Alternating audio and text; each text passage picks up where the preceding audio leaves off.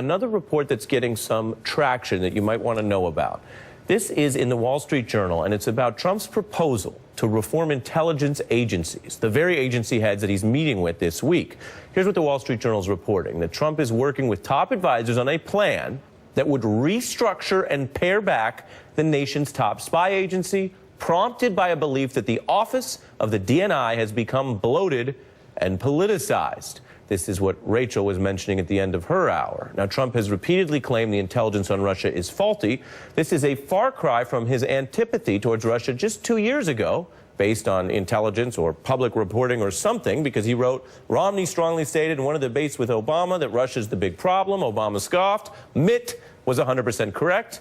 Also, he wrote, this is 2 years ago, the situation with Russia is much more dangerous than most people may think and could lead to World War III.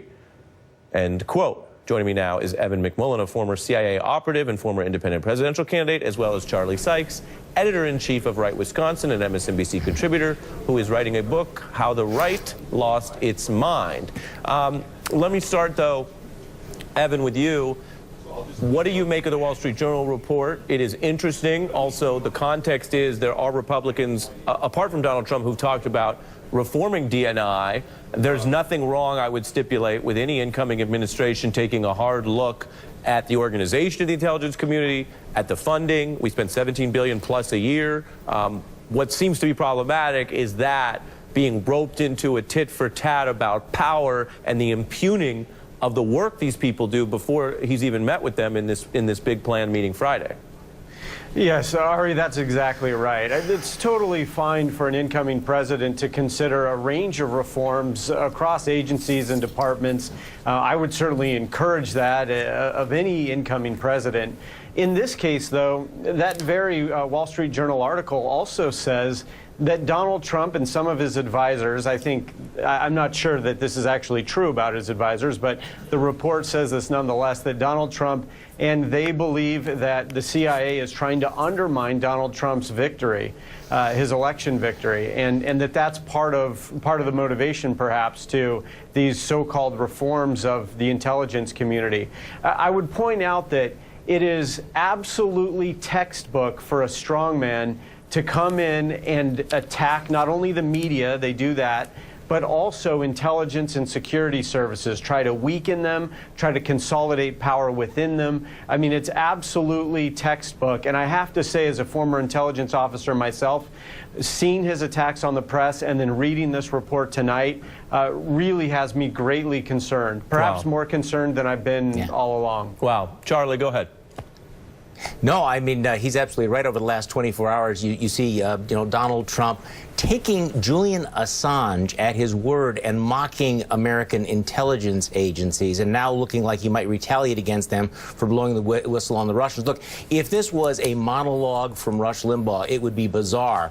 But coming from the incoming president of the United States, it is genuinely alarming. And I agree with Evan about all of this, that I see the pattern here of Donald Trump trying to delegitimize any institution that might be a check on him, whether it is the news media or the intelligence community. And I do think we ought to connect the dots between those two things. He does not want these independent agencies who might actually be a truth detector on his administration. Well, you're both putting your finger on something that is all the more disturbing when we're talking about an individual who has no public service or government experience whatsoever.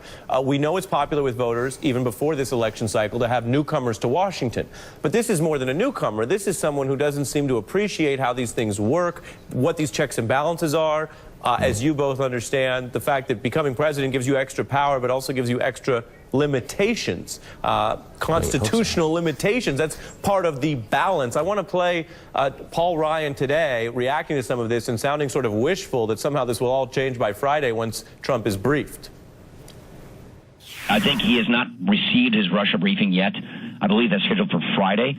So hopefully he'll get up to speed on what has been happening and what Russia has or has not done. And he'll be better informed on that. Then let me ask you what your opinion is of Julian Assange.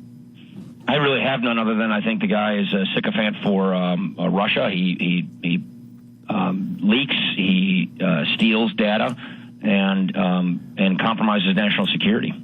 Evan?